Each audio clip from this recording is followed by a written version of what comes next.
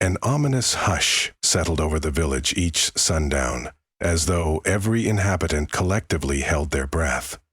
They spoke in hushed tones about the crumbling chapel on the hill, a place once revered for housing the remains of a saint whose life was steeped in mystery.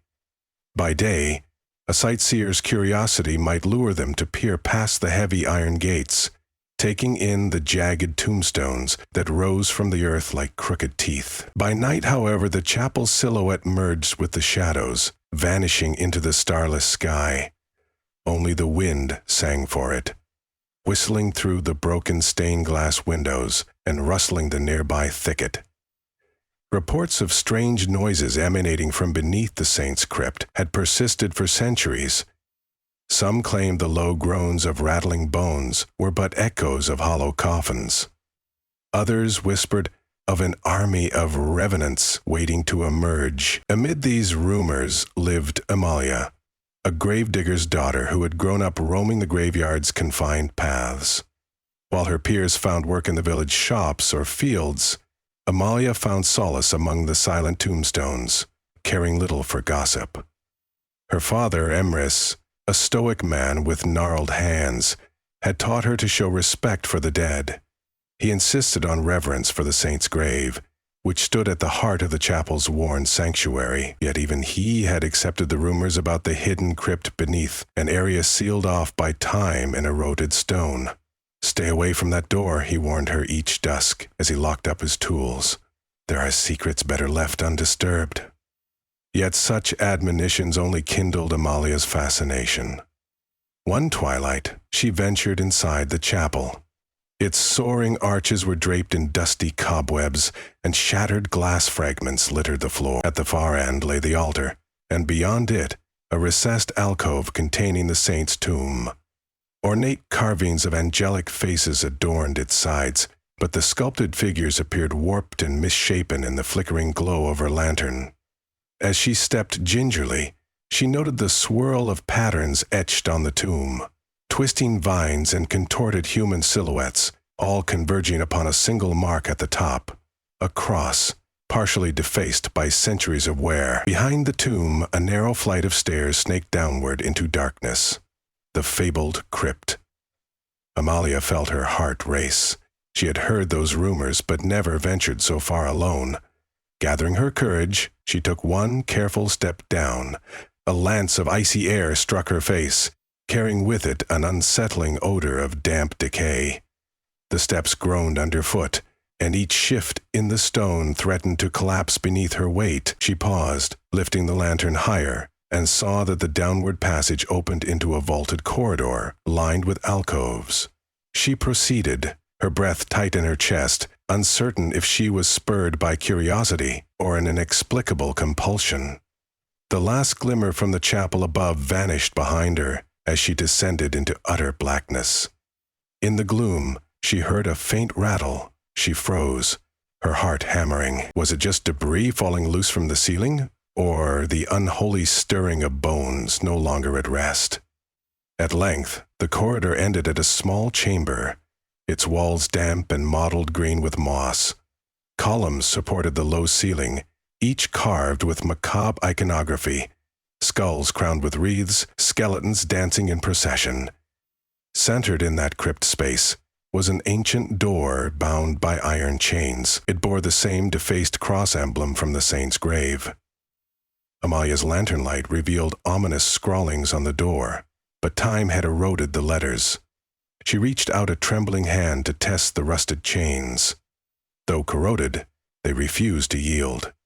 Yet with scarcely more than a breath, the door trembled beneath her fingertips. She could almost feel a pulse, a slow, rhythmic throb.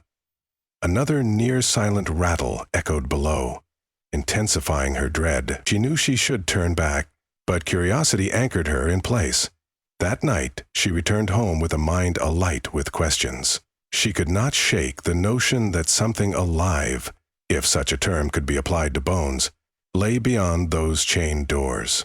She recalled an old folktale told by her father. The saint had once saved the village from a horde of invaders by calling upon a celestial legion. But in this grim retelling, The legion seemed less than holy if the carved skeletons were any indication. Was it possible that the saint's power had remained in the crypt, waiting to be awakened? If so, what horrors would that power unleash upon the world? Unable to quell her obsession, Amalia sought answers in the chapel's neglected library. She spent her days poring over tattered scrolls and brittle manuscripts. Most volumes recounted the saint's acts of healing and guidance, praising him as a selfless protector. However, in a tome whose leather binding was corroded by mold, she discovered an unsettling passage. It spoke of a great war centuries ago, in which the saint had prayed for heavenly aid. Instead of receiving angels, he unleashed a legion of skeletal warriors, conjured from the bones of the fallen. The scribes had called it a miracle, for the undead soldiers turned the tide of battle and spared the village from ruin. Yet the text hinted at a steep price. The saint's own soul was destined to remain shackled to the command of these skeletal forces, never to find rest unless the crypt remained sealed. She returned to the crypt by lamplight the next night, compelled to see if the door contained any clues that might corroborate her reading. Her heart pounded with excitement and dread as she set to work, prying at the rusted chains with a crowbar. The iron shrieked in protest, echoing in the damp chamber. Bit by bit, the ancient metal gave way until, with one tremendous wrench, the last link snapped. A low groan reverberated through the walls. The door swung inward of its own accord, as though beckoning her deeper. She raised her lantern and stepped inside. What she found was a sprawling, hidden chamber that seemed impossible in scale. Rows upon rows of interred bones lay in orderly arrangement, the remains of soldiers buried centuries ago. Some were stacked neatly against the walls, while others were displayed in open niches, arms crossed over their chests in a silent vigil. Dust motes drifted in her lantern's dim glow, revealing a shimmering tapestry of cobwebs overhead. At the center loomed an altar, simple and unadorned, save for an unearthly symbol glowing faintly on its stone surface. As Amalia approached, the skeletal remains appeared to shift. The hollow eye sockets followed her. She could almost hear them thinking, anticipating. Amalia found herself standing at the altar, compelled to lay a hand upon the glowing symbol. Her fingers hovered above it, trembling, as though an invisible force guided her to complete the motion. A memory from the records flashed through her mind. The Saint's Legion, summoned by a vow of desperation. Was she about to replicate that vow? The moment her fingertips brushed the symbol, the chamber erupted in a symphony of rattling bones. Thousands of skeletal limbs rattled like dry branches in a gale, rising to attention. A chill lanced through her spine as she stood transfixed, her heartbeat the only counterpoint to the cacophony. Beyond the rattling, she heard another murmur, a muffled chant rising from unseen depths. One figure emerged from the gloom behind the altar, a tall skeleton draped in faded robes, crowned by a corroded halo of metal. White bone seemed too mundane a description for this robed sentinel. It glowed with a faint golden sheen, as if touched by a lost, sacred energy. In its bony hand, it clutched a staff, topped by an emblem of the same half-erased cross. When it spoke, its jaw did not move in a typical motion, yet words rang in Amalia's ears, vibrating through her very bones. "Who dares breach the saint's tomb?" it demanded in a voice that echoed with centuries of dust. Amalia could form no reply. Her tongue felt paralyzed, her mind in tumult. She tried to flee, but she could only step backward. The skeletal sentinel advanced, staff scraping against the floor. "Have you come to free us?" it inquired, "or to bind us once more?"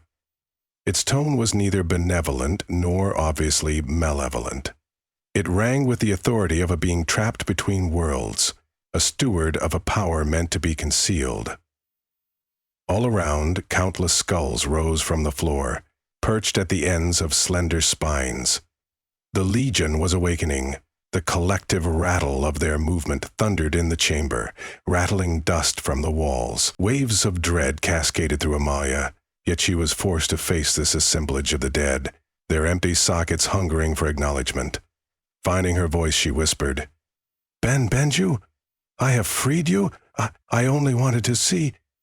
She trailed off, words failing her. A pang of guilt suddenly twisted her stomach.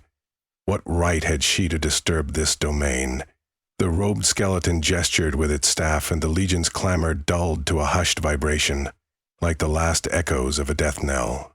Then it leveled its hollow eye sockets upon her. In them she sensed a remnant of the saint's own desperation, centuries-old sorrow trapped in those hollowed orbs. "You must decide," the sentinel spoke, "to lead us or to seal us away again." A swirl of bone fragments floated between them, coalescing into strange runes before collapsing to the ground. The staff glowed faintly, and for a moment she felt an intoxicating surge of power. It was as if the broken cross etched on the staff yearned to be completed, to rejoin some shattered spiritual force. The robed sentinel lifted its gaze. "Beware, child. The Legion's loyalty is absolute, but its hunger for the living world is as unstoppable as the grave's claim over mortal flesh." Even as the words chilled her, she realized she couldn't simply shut the door and feign ignorance of what she had unleashed. "What must I do?" she managed, her eyes fixed on the staff. The sentinel appeared to appraise her, as though measuring her resolve. Then it lifted a bony finger, pointing toward the exit.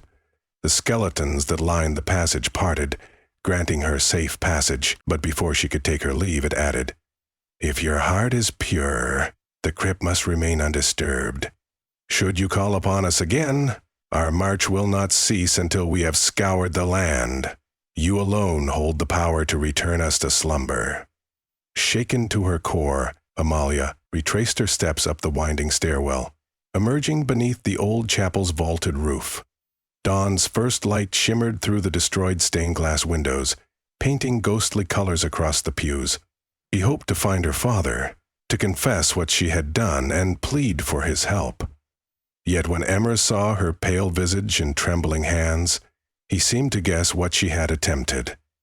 With little explanation, he summoned her outside. Together, they stood overlooking the cemetery that flanked the chapel.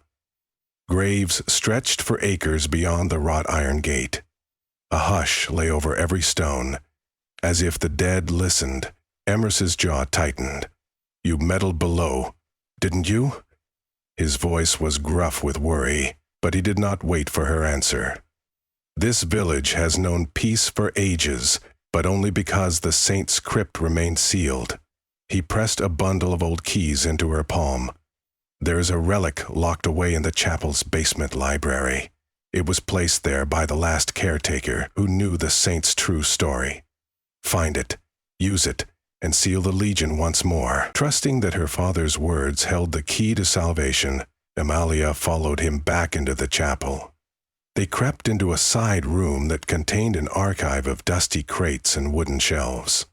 By lantern light, she found an ornately carved chest, bearing the same partial cross that marked the saint's tomb.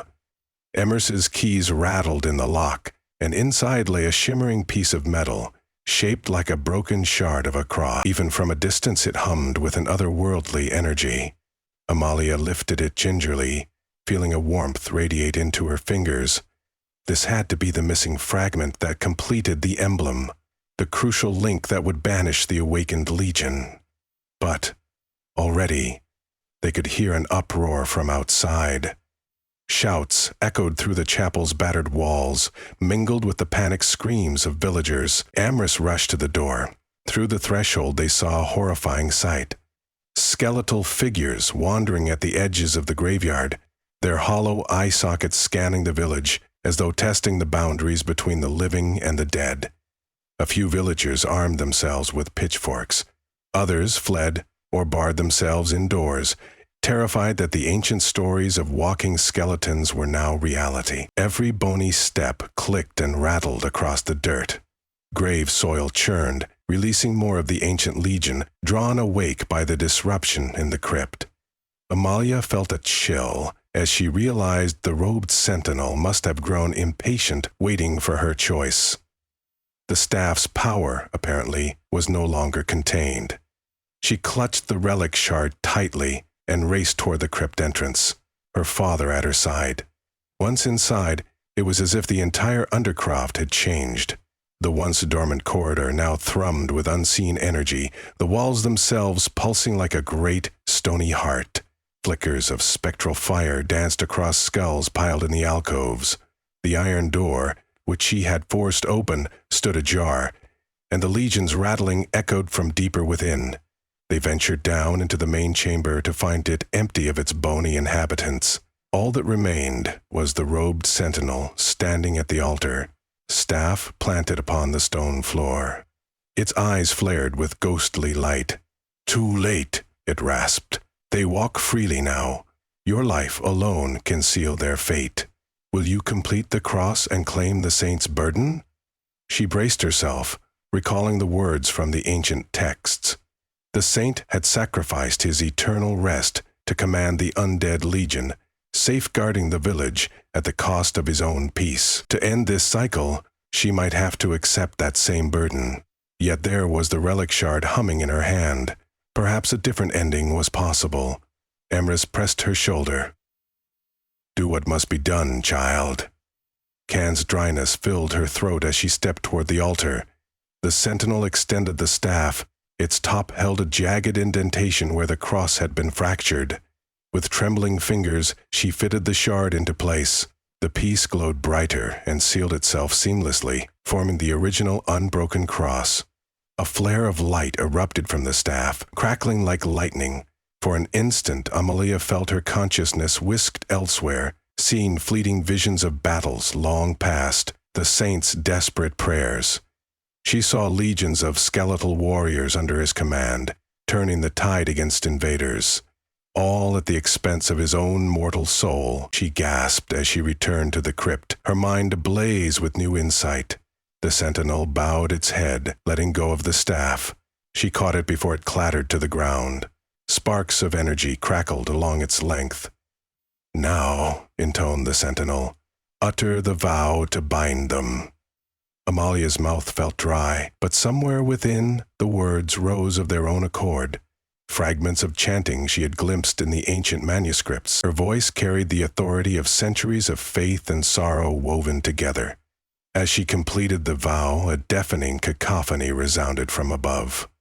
It was as though the entire crypt were trembling bones colliding, dust swirling, unseen forces snapping back into place. The staff's cross burned brightly, and the robed sentinel disintegrated, drifting into swirling motes of ash.